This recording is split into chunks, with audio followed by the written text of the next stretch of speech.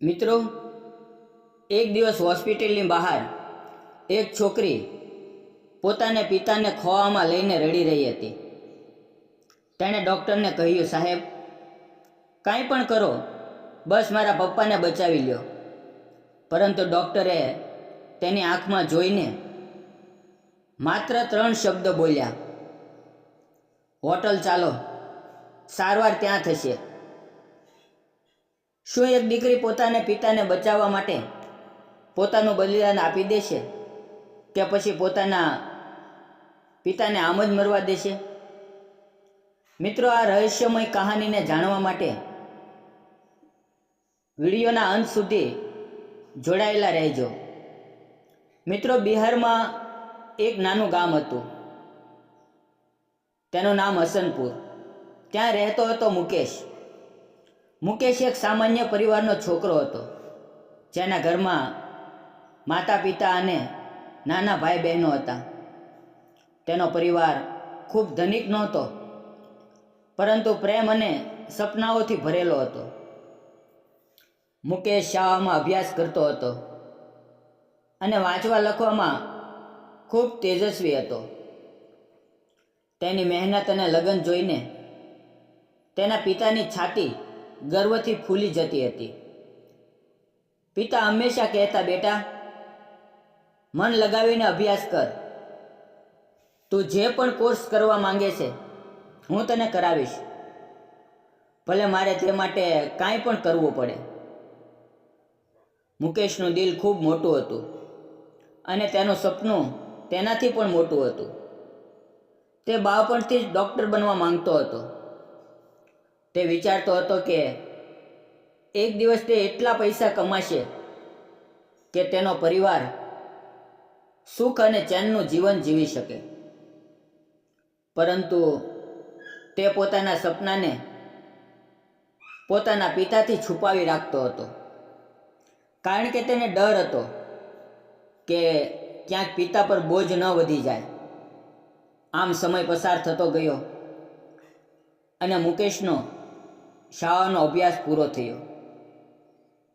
હવે તે નીટની તૈયારી કરવા માંગતો હતો, જેથી તે ડૉક્ટર બનવાનું સપનું પૂરું કરી શકે. તેણે હિંમત એકઠી કરી અને પોતાના પિતાને પોતાના દિલની વાત કરી. પિતાએ તેની આંખોમાં ચમક જોઈ અને કહ્યું, બેટા, તું જા અને તૈયારી કર, પૈસાની ચિંતા ન કર. હું ગમે તે કરીશ, પણ તારા અભ્યાસમાં કોઈ કમી નહીં આવવા દઉં. મુકેશનું દિલ ખુશીથી ભરાઈ ગયું. તે બિહારની રાજધાની પટના ગયો, જ્યાં તેણે નીટની પરીક્ષાની તૈયારી શરૂ કરી. પરંતુ તેને એ પણ ખબર હતી કે તેના પરિવારની આર્થિક સ્થિતિ ખૂબ સારી નથી. નાના ભાઈ બહેનો, અભ્યાસ અને ઘરનો ખર્ચ, આ બધું ચલાવવું મુશ્કેલ હતું. તેથી મુકેશે કોચિંગની સાથે નાના મોટા કામ પણ શરૂ કર્યા. તે દિવસે કોચિંગ કરતો અને રાત્રે નાની મોટી નોકરી. પરંતુ તેણે ક્યારેય પોતાના પરિવારને આ વાતની ભનક ન પડવા દીધી. તે નહોતો ઈચ્છતો કે તેના પિતાને તેની મહેનતનો બોજ લાગે. પટનામાં કોચિંગ દરમિયાન મુકેશની મુલાકાત થઈ અંજલિ સાથે. અંજલિ એવી છોકરી હતી જેના વસ્ત્રો અને રહેણીકરણી એને જોઈને લાગતું હતું કે તે કોઈ ધનિક ઘરની છે. પહેલી વખત જ્યારે મુકેશે તેને જોઈ તો તેનું દિલ ધડકી ઉઠ્યું. અંજલિની સ્મિત, તેની બોલવાની રીત, બધું જ મુકેશને ગમી ગયું. પરંતુ તે પોતાના દિલની વાતને દબાવી રાખતો. તેને લાગતું હતું કે અંજલિ જેવી છોકરી કદાચ તેની જેવા સામાન્ય છોકરાને પસંદ નહીં કરે. તે વિચારતો, જો મેં તેને મારા દિલની વાત કરી દીધી અને તેણે ના પાડી દીધી તો શું થશે? આમ જ સમય પસાર થતો ગયો. કોચિંગમાં અનલી અને મુકેશની નજરો વારંવાર મળતી. અનલી પણ ક્યારેક મુકેશ તરફ જોઈને હસી દેતી. આ નાની નાની સ્મિતો મુકેશના દિલમાં આશાની કિરણ જગાવતી હતી. તેને લાગવા લાગ્યું કે કદાચ અનલી પણ તેને પસંદ કરે છે. એક દિવસ હિંમત એકઠી કરીને મુકેશે અનલીને પોતાના દિલની વાત કરી. તેણે કહ્યું, અનલી, હું તને ખૂબ પસંદ કરું છું. હું જાણું છું કે હું ખૂબ ધનિક નથી, પરંતુ મારું દિલ સાચું છે. પરંતુ અનલીના જવાબે મુકેશનું દિલ તોડી નાખ્યું. અંજલિએ તેને ઠંડા લહેકામાં કહ્યું, મુકેશ, તે પોતાને શું સમજી રાખ્યું છે? મારી અને તારી ઓકાત જો. હું ધનિક ઘરની છોકરી છું અને તારા જેવા લોકો સાથે મારે કોઈ લેવડ દેવડ નથી. બસ એટલા માટે કે મેં તને એક બે વખત હસીને જોયો, તું મારી પાછળ પડી ગયો. ખબરદાર, જો તે મારા વિશે ફરીથી કંઈ આવું વિચાર્યું. અંજલિના આ શબ્દો મુકેશના દિલમાં બાણની જેમ ચૂંયા. તેનું દિલ તૂટી ગયું અને તે ચૂપચાપ ત્યાંથી ચાલ્યો ગયો. અનલીએ પણ તેની સાથે ફરી કોઈ વાત ન કરી. આ ઘટનાએ મુકેશને અંદરથી હચમચાવી દીધો, પરંતુ તેણે પોતાના સપનાને ન છોડ્યું. તે દિવસ રાત મહેનત કરતો રહ્યો. 2016માં તે પટનાથી ક્યાંક બીજે ચાલ્યો ગયો અને ત્યાં જઈને નીટની તૈયારીમાં લાગી ગયો. તેણે અનલીને લીધે તેને ભૂલવાનો પ્રયત્ન કર્યો અને પોતાના લક્ષ્ય પર ધ્યાન કેન્દ્રિત કર્યું.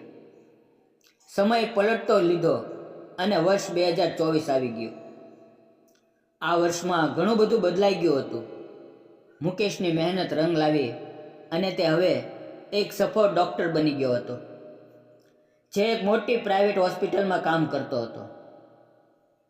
તેણે પોતાના પરિવારને સુખ ચેનનું જીવન આપ્યું હતું. બીજી બાજુ અંજલિનું જીવન સંપૂર્ણ બદલાઈ ગયું હતું. તેની માતાનું બીમારીના કારણે અવસાન થઈ ગયું હતું. તેના પિતા, જે ક્યારેક સારો ધંધો ચલાવતા હતા, દારૂની લતમાં ડૂબી ગયા હતા. તેમનો ધંધો બંધ થઈ ગયો હતો અને પરિવારની આર્થિક સ્થિતિ ખરાબ થઈ ગઈ હતી. અંજલિના લગ્ન પણ નહોતા થયા, છતાં તેના પિતાએ તેની અને તેના નાના ભાઈ બહેનો તરફ ધ્યાન આપવાનું બંધ કરી દીધું હતું. એક દિવસ અંજલિના પિતાની તબિયત અચાનક ખૂબ ખરાબ થઈ ગઈ. અંજલિ તેના નાના ભાઈ બહેનો સાથે તેમને નજીકની મોટી પ્રાઇવેટ હોસ્પિટલમાં લઈ ગઈ. તેની પાસે વધુ પૈસા નહોતા, પરંતુ તેણે નોકરી કરીને થોડા બચાવેલા પૈસા રિસેપ્શન પર જમા કરાવી દીધા. ડૉક્ટરે અંજલિના પિતાની તપાસ કરીને જણાવ્યું કે તેમની હાલત ખૂબ ગંભીર છે. વધુ પડતો દારૂ પીવાના કારણે તેમના શરીરના ઘણા અંગો ખરાબ થઈ ગયા હતા. સારવાર માટે લગભગ 15 લાખ રૂપિયાનો ખર્ચ જણાવવામાં આવ્યો. આ સાંભળીને અંજલિના પગ નીચેથી જમીન સરકી ગઈ. તે વિચારમાં પડી ગઈ કે આટલા પૈસા તે ક્યાંથી લાવશે. અંજલિએ પોતાના ગામમાં ઘર વેચવાનો પ્રયત્ન કર્યો, પરંતુ કોઈ 15 લાખ રૂપિયા આપવા તૈયાર નહોતું. નિરાશ થઈને તે હોસ્પિટલ પાછી આવી. તેણે ડૉક્ટરને વિનંતી કરી, ડૉક્ટર સાહેબ, મારી પાસે આટલા પૈસા નથી. પ્લીઝ મારા પિતાની સારવાર કરી દો. હું ધીમે ધીમે તમારા પૈસા ચૂકવી દઈશ. પરંતુ ડૉક્ટરે સાફ ના પાડી દીધી અને કહ્યું, અમે દરેકની મદદ નથી કરી શકતા. જો પૈસા હોય તો સારવાર થશે, નહીં તો તારા પિતાને લઈ જા. અંજલિ ઉદાસ થઈને પોતાના પિતા પાસે ઊભી હતી. ત્યારે એક વોર્ડ બોય આવ્યો અને બોલ્યો, ડૉક્ટર સાહેબે તમને તેમના કેબિનમાં બોલાવ્યા છે. તે તમારા પિતાની સારવાર વિશે કંઈક વાત કરવા માંગે છે. અંજલિ થોડી આશા સાથે ડૉક્ટરના કેબિન તરફ ચાલી, પરંતુ જેવી તે કેબિનમાં પહોંચી તેની આંખો આશ્ચર્યથી ફાટી ગઈ. કારણ કે ખુરશી પર બેઠેલો વ્યક્તિ બીજું કોઈ નહીં પરંતુ મુકેશ હતો. તે જ મુકેશ જેને તેણે વર્ષો પહેલાં અપમાનિત કર્યો હતો. અનલીના પગ થંભી ગયા. મુકેશે શાંત અવાજે કહ્યું, શું થયું? અનલી કેમ ઊભી રહી? આવ બેસ. મારે તારા પિતાની સારવાર વિશે વાત કરવી છે. અનલી ડરતા ડરતા સામેની ખુરશી પર બેસી ગઈ. મુકેશે કહ્યું કે મને ખબર છે કે તારા પિતાની સારવારમાં 15 લાખ રૂપિયાનો ખર્ચ થશે. હું જોઈ રહ્યો છું કે તું પૈસાની વ્યવસ્થા નથી કરી શકતી, પરંતુ જો તું મારું એક કામ કરા તો હું આખો ખર્ચ ઉઠાવીશ. અંજલિનું દિલ જોર જોરથી ધડકવા લાગ્યું. તેણે આશાભરી નજરે પૂછ્યું, કયું કામ કરવું પડશે? મુકેશે ઠંડા લહેકામાં કહ્યું, તારે મારી સાથે એક દિવસ હોટલમાં રહેવું પડશે. આ સાંભળીને અનલીના હોશ ઉડી ગયા. તે વિચારવા લાગી કે આ તે જ મુકેશ છે જેને તેણે અપમાનિત કર્યો હતો. શું તે બદલો લેવા માંગે છે? તેનું મન ગુસ્સા અને ડરથી ભરાઈ ગયું. તેણે કહ્યું, મુકેશ, તે કેવી રીતે વિચારી લીધું? હું આવું કંઈ નહીં કરું. મુકેશે શાંત અવાજે કહ્યું, હું તારા ઉપર કોઈ જબરદસ્તી નથી કરતો. તારી મરજી છે. જો તું તૈયાર હોય તો હું તારા પિતાની સારવાર કરાવીશ, પરંતુ મારી પાસે હવે પૈસાની કોઈ કમી નથી. પરંતુ જો તું ના પાડીશ તો તારા પિતાની સારવાર નહીં થઈ શકે. અનલીનું મન તૂટી રહ્યું હતું. તે ત્યાંથી જવા લાગી, પરંતુ ત્યારે જ મુકેશે કહ્યું, જો તારા પિતા દુનિયામાંથી ચાલ્યા ગયા તો પછી તું તારું અભિમાન કોને બતાવીશ, જે તે મને બતાવ્યું હતું? આ સાંભળીને અનલીના પગ થંભી ગયા. તે વિચારમાં પડી ગઈ. એક તરફ પિતાનો જીવ હતો, બીજી તરફ તેની ઇજ્જત. આખરે પિતાને બચાવવા માટે તેણે હા પાડી. તેણે વિચાર્યું, ગમે તે થાય, પિતાજીનો જીવ બચાવવો છે. મુકેશે કહ્યું, ઠીક છે, હું તારા પિતાની સારવાર કરાવું છું. તું કાલે તૈયાર રહેજે. હું તને એક જગ્યાએ બોલાવીશ. બીજે દિવસે અંજલિ તે જગ્યાએ પહોંચી જ્યાં મુકેશે તેને બોલાવી હતી. તે ડર અને શરમથી ભરેલી હતી. મુકેશ તેને એક 5 સ્ટાર હોટલમાં લઈ ગયો. રૂમમાં જતાં અનલીનું દિલ જોર જોરથી ધડકી રહ્યું હતું. પરંતુ 3 થી 4 કલાક બાદ જ્યારે તે બહાર નીકળ્યા તો અનલીને વિશ્વાસ ન થયો કે મુકેશ તેની સાથે કંઈ ખોટું નહોતું કર્યું. તે ચૂપચાપ પોતાના રસ્તે ચાલી ગઈ અને મુકેશ પોતાના રસ્તે. મુકેશે પોતાના વચન મુજબ અનલીના પિતાની સારવાર કરાવી. ધીમે ધીમે તેમના પિતા સ્વસ્થ થવા લાગ્યા અને પછી તેને હોસ્પિટલમાંથી રજા મળી. અનલી પોતાના પિતાને લઈને ગામ પાછી આવી. પિતાએ કહ્યું, બેટી, આટલા પૈસા તું ક્યાંથી લાવી? અનલી જુઠ્ઠું બોલી, પિતાજી, મારા બોસે પૈસા આપ્યા હતા. પરંતુ અંદરથી તે શરમ અને ગ્લાનિથી ગુંગવાઈ રહી હતી. બીજે દિવસે જ્યારે અનલી ઘરના કામમાં વ્યસ્ત હતી ત્યારે એક મોટી કાર તેમના ઘરની સામે આવીને ઊભી રહી. અનલીએ જોયું તો તેનું દિલ ધડકી ગયું. કારમાંથી મુકેશ ઉતર્યો. તે ઝડપ પગલાં ભરીને અનલીના ઘરમાં ગયો અને સીધો તેના પિતા પાસે પહોંચ્યો. તેણે કહ્યું, અંકલ, શું તમે તમારી દીકરીના લગ્ન મારી સાથે કરાવશો? અનલી અને તેના પિતા બંને આશ્ચર્યચકિત થઈ ગયા. પિતાએ કહ્યું, બેટા, તું તો મોટો ડૉક્ટર છે અને અમે ગરીબ લોકો છીએ. હું મારી દીકરીના લગ્ન તારી સાથે કેવી રીતે કરાવી શકું? મુકેશે હસીને કહ્યું, અંકલ, હું તેને પ્રેમ કરું છું. અનલીના પિતાનું દિલ ખુશીથી ભરાઈ ગયું. તેમણે હા પાડી. પરંતુ અનલીના મનમાં પ્રશ્નનું તોફાન ઉઠી રહ્યું હતું. તે વિચારતી હતી કે મુકેશે આવું કેમ કર્યું? થોડા દિવસો પછી મુકેશ અને અનલીના ધામધૂમથી લગ્ન થઈ ગયા. મુકેશે પોતાના માતા પિતાને પણ અનલીના પરિવાર સાથે મેળવ્યા અને બધું ખુશી ખુશી પૂરું થયું. લગ્ન પછી એક દિવસ જ્યારે અનલી અને મુકેશ સાથે બેસીને ચા પી રહ્યા હતા ત્યારે અનલીએ પૂછ્યું, મુકેશ, તે મને હોટલમાં કેમ બોલાવી હતી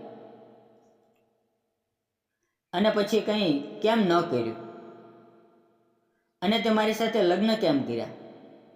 મુકેશે હસીને કહ્યું, અનલી, હું બસ એ જોવા માંગતો હતો કે તું મજબૂરીમાં શું કરી શકે છે. જ્યારે તું હોટલ આવી ત્યારે તારા ચહેરા પર ડર અને આંખોમાં આંસુ હતા. તે આંસુ જોઈને મને લાગ્યું કે તારા જેવી સાચી અને મજબૂત છોકરી મને બીજે ક્યાંય નહીં મળે. તેથી મેં તારી સાથે કંઈ ન કર્યું અને તારી સાથે લગ્ન કરવાનો નિર્ણય લીધો. અનલીની આંખો ભરાઈ આવી. તે મનમાં બધો બોજ હળવો થઈ ગયો. મુકેશે ન માત્ર તેના પિતાનો જીવ બચાવ્યો પરંતુ તેના આખા પરિવારનું ધ્યાન રાખ્યું. અનલીના પિતાએ દારૂ છોડી દીધો અને પોતાના બાળકોની સંભાળ લેવા લાગ્યા. મુકેશ અને અનલી આજે પણ એકબીજા સાથે સુખી જીવન જીવે છે. મિત્રો, જો તમે તે દીકરીની જગ્યાએ હોત તો શું તમે તમારા પિતાને બચાવવા માટે ડૉક્ટરની આ ઘૃણાસ્પદ શરત માની લે? તમારો જવાબ અમારા માટે મહત્વનો છે.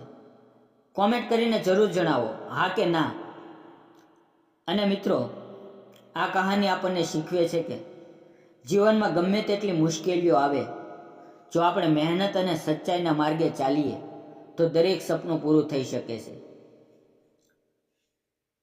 અને આ કહાની એ પણ શીખવે છે કે સાચો પ્રેમ અને માનવતા કોઈ પણ ઘાને ભરી શકે છે. આ કહાની કાલ્પનિક છે અને તેનો ઉદ્દેશ ફક્ત પ્રેરણા આપવાનો છે. તો મિત્રો, આશા રાખું છું કે આજની કહાની તમને પસંદ આવી હશે. તો વિડીયોને એક લાઈક જરૂર કરી દેજો અને અમારી યુટ્યુબ ચેનલને સબસ્ક્રાઈબ કરવાનું ભૂલતા નહીં. ફરી મળીએ જલ્દી એક નવી કહાનીમાં.